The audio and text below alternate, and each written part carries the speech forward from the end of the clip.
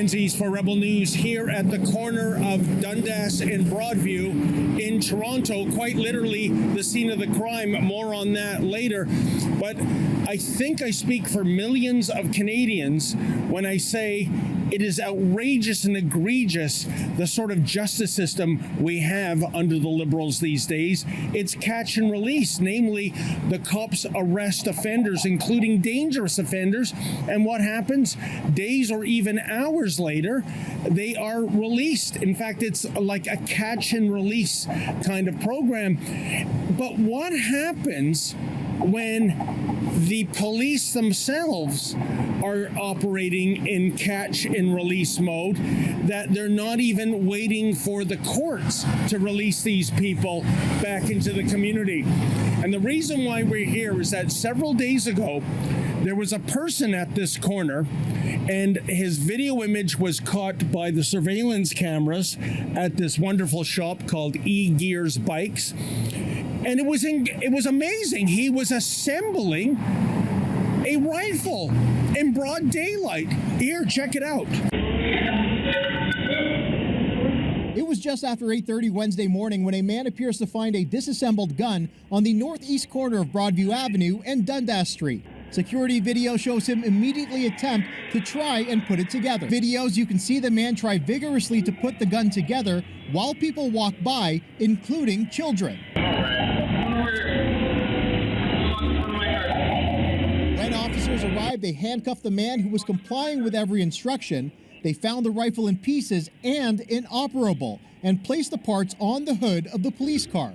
12 minutes later, he's uncuffed, uncharged, and free to go. Now, as you can imagine, especially with the way the world is these days, so many people were concerned, and they put in 911 calls to the police. The police came.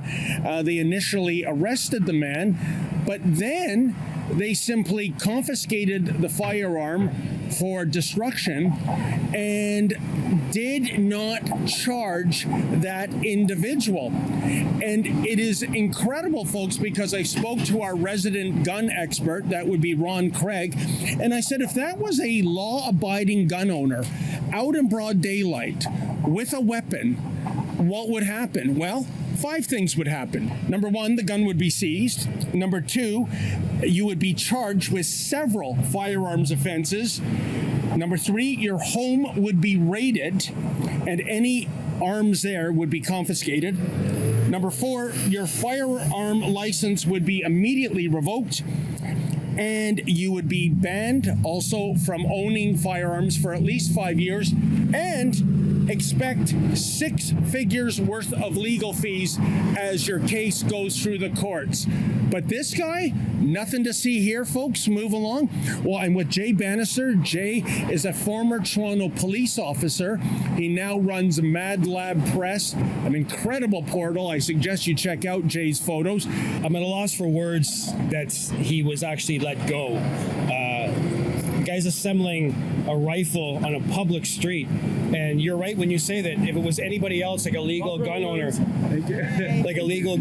he would be taken down with extreme prejudice. Let me tell you that. It's amazing, and yet I guess if we believe the Carney Liberals narrative, the real issue in Canada is law-abiding, tax-paying citizens. You know, let's go after those duck hunters in Saskatchewan. That's the real clear and present danger, right? That's the way it seems to me. And when I was a police officer, I used to run part of the gun registry and gun buyback program at 53 Division. And the amount of guns that we were getting in and the amount of checks that we would have to go through for legal gun owners, it was a ton of paperwork. And for a person to come on a public street carrying a firearm and assembling it in front of the public, it just it doesn't sit right with me at all. Allegedly, this person, he's a panhandler. He's known to have violent outbursts, which again is a little scary that he's got a firearm in his possession. But allegedly, he got the firearm out of a dumpster. It was in parts. He was trying to assemble it. I don't know what he was going to do with it at 8:20 in the morning had he been successful and had he some ammunition. But the police said they were going to to destroy the firearm. Now, Jay, you've forgotten more about policing than I'm ever going to learn, but, I am a Forensic Files fan. Wouldn't the first thing be to send this to forensics, to send this to ballistics? Because what if this was a firearm that was thrown in the dumpster by somebody that did something nefarious with it and just hoping it's going to end up in landfill? Maybe this is the missing piece to an unsolved crime? Well, I also used to work in forensics, and that gun could have been used in the commission of a crime. It could have been used in a homicide. It could have been used in anything. And I'd like to know if they've actually checked for the serial number, whether the serial number has been taken off or not, and who actually owns that firearm. Yeah. And if they actually find out who owns that firearm, that person should be charged. It is unbelievable. So, Jay, what's the unspoken strategy here? Why did that vagrant get to walk, whereas if it was a guy like me or you, as Ron Craig said, we might be put into bankruptcy fighting the criminal charges just for having a gun in public where it should not be? Well, you came out of your own mouth, David. He was a vagrant, they said, and he was homeless. So that's the only reason why, in my opinion, that they haven't proceeded with any charges against this gentleman or anything else like that, because he is homeless and he's not a registered gun owner. Unbelievable. And in the department of what can you do for an encore on this file? Well, just the other day here in Toronto at a demonstration, there was a man seen carrying a hatchet. A hatchet is a sort of a soft descriptor for it. It looks like an all-out axe. Check out this photo. And the police were called.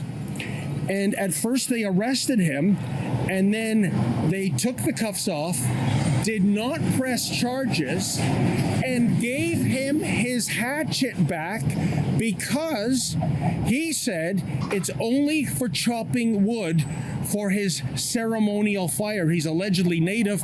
Jay, is this how it works right now? It depends on identity politics whether you're going to get charged with a weapons offense or not? Yes, that's actually the way it is within the Toronto Police. Now, here's my personal experience of what happens when somebody attacks you with a hatchet. This guy here, Crackhead Joe, attacked me downtown Hamilton. His friend threw him this collapsible baton to beat me with, and he also threatened to kill me with a hatchet that he had hidden in his coat. So this is happening. It happened to me. It happens to a lot of people out there.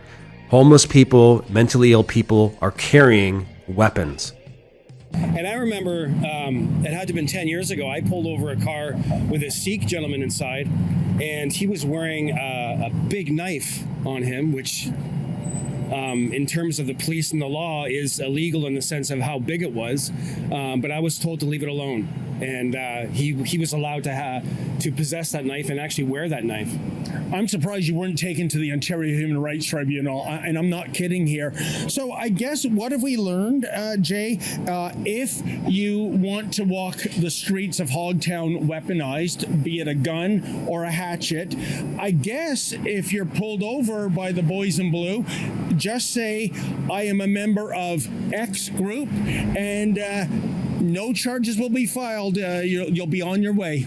Well, either that, or you could walk around looking homeless and carry a weapon, and you have nothing to worry about.